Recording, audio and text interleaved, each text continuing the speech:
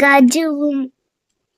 ஒரு பசுமையான அழகான ஒரு காட்டுல கீக்கின்னு ஒரு குரங்கும் கஜின்னு ஒரு யானையும் ரொம்ப நாளா ஃப்ரெண்ட்ஸா இருந்தாங்க.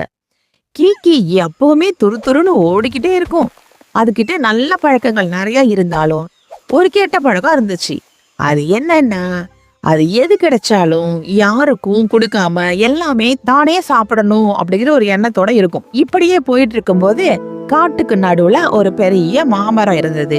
அந்த மாமரத்துல நிறைய மாம்பழங்கள் பழுத்து தொங்குச்சு. அத பார்த்ததுதான் கீக்கிக்கு பயங்கர சந்தோஷம். இவ்ளோ பழமா, எல்லாமே எனக்கு தான், நான் மட்டும் தான் சாப்பிட போறேன் அப்படின்னு சந்தோஷத்துல துள்ளி குதிச்சுது. அப்போ வந்த கஜுவ பார்த்து, டேய் கஜு, இங்க பாரு எவ்வளவு மாம்பழம், இது எல்லாமே எனக்கு மட்டும் தான், உனக்கும் தரமாட்டேன், வேற யாருக்கும் தரமாட்டேன். இந்த விஷயம் எதுவுமே தெரியாத ஒரு குட்டி அணில் ஓடி வந்து அந்த மாமரத்துல இருந்து விழுந்த ஒரு மாம்பழத்தை எடுத்து சாப்பிட போச்சு. அத பார்த்ததும் கீக்கிக்கு கோவம் வந்து ஒரு குச்சி எடுத்து, ஏய் போ, இங்க வராத, இங்க இருக்க எல்லா பழங்களும் எனக்கு மட்டும்தான், யாருக்கும் தரமாட்டேன். அத பார்த்ததும் கஜுக்கு மனசு ரொம்ப கஷ்டமா போச்சு. பாவம் தானே, அதுவும் ஒரு குட்டி அணில் தானே. இந்த பாரு கீக்கி, நீ செய்யறது ரொம்ப தப்பு. எது கிடைச்சாலும் எல்லாருக்கும் நம்ம ஷேர் பண்ணி கொடுத்துதான் சாப்பிடணும். அதுதான் நல்ல பழக்கம், புரியுதா அப்படின்னு சொல்லுச்சு. மாமரத்துல இருந்து ஒரு மாம்பழம் டக்குன்னு கீக்கி தலையில விழுந்துச்சு. அத பார்த்தது கீக்கி, என்னடா அது, இந்த மாம்பழமே என்ன அடிக்குதே அப்படின்னு சொன்னது எல்லாருக்கும் பாக்குறதுக்கு ரொம்ப காமெடியா இருந்துச்சு.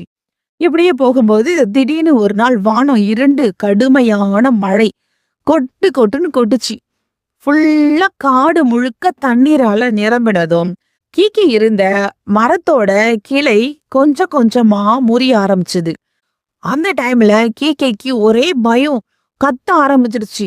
ஒரே அழுதுகிட்டே, என்னை யாராவது காப்பாத்துங்க காப்பாத்துங்க, நான் செத்திருப்பேன் போல இருக்கே, எனக்கு ரொம்ப பயமா இருக்குன்னு கத்துன சத்தத்தை கேட்டுட்டு கஜு ஓடி வந்தது.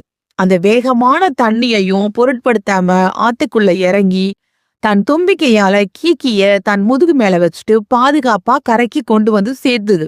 கரைக்கு வந்ததும் கீக்கிக்கு மனசு ரொம்ப வலிச்சுது.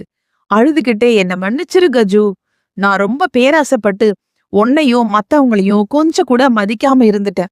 ஆனா நீ உன் உயிரை பத்தி கூட கவலைப்படாம ஆபத்துல ஓடி வந்து என்ன காப்பாத்திருக்க, இத நான் மறக்கவே மாட்டேன்.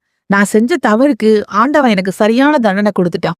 இதுக்கப்புறம் நான் எது கிடைச்சாலும் எல்லாரு கூடயும் ஷேர் பண்ணி சந்தோஷமா வாழ்வேன். அதுக்கப்புறம் கீக்கி ரொம்பவே மாறிடுச்சு. காட்டுல கிடைக்கிற எந்த பழமா இருந்தாலும் சரி, எந்த உணவுப் பொருளா இருந்தாலும் சரி, எல்லாரு கூடயும் பகிர்ந்து சாப்பிட்டு ரொம்ப சந்தோஷமா வாழ்ந்தது. ஆமா குழந்தைகளே, இந்த கதையோட நீதி என்னன்னு புரியுதா? பகுத்துண்டு பல்லுயிர் ஓம்புதல், நூலோர் தொகுத்தவற்றுள் எல்லாம் தலை.